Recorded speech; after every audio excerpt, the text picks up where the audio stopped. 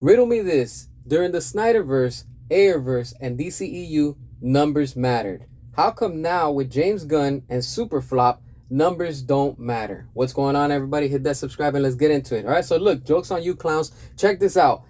Right now, as we stand, we have, wow, we have Superman at 595 million worldwide.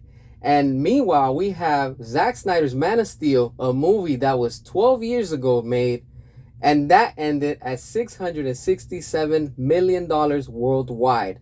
And it's funny how all these James Gunn cultists come out and they always try to justify something, and it just doesn't add up. And here they are again, coming up with these lies, and as always, trying to justify something that has no valid point. Because when it all came out, they were like, they're going to hit $1 billion on release date. Till this day, they're still struggling, trying to make back what they spent on this movie. Because, of course, the production, the budget, and another thing, too, whatever they're making right now, you have to split that down the middle. And when you split that down the middle, 50% goes to the studio, and the other 50% goes to whatever they're doing, to the theaters and whatever's in between.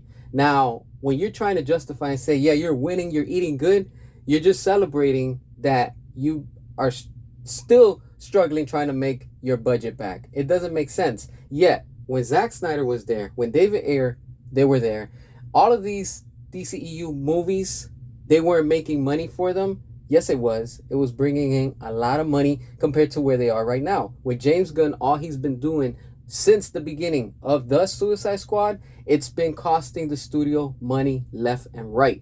And nothing is working with the leadership of James Gunn. And of course, we know with Peter Safran and David Zaslav, nothing is working.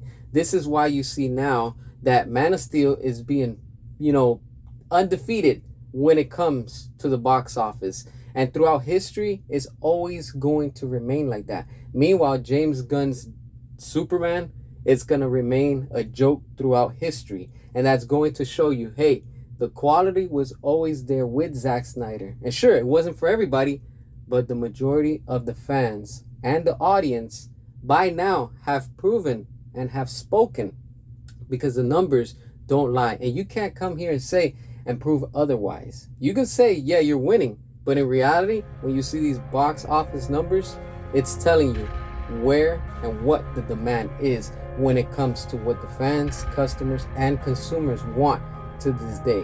Restore the Snyderverse, hit that subscribe, drop your comments, and until next time.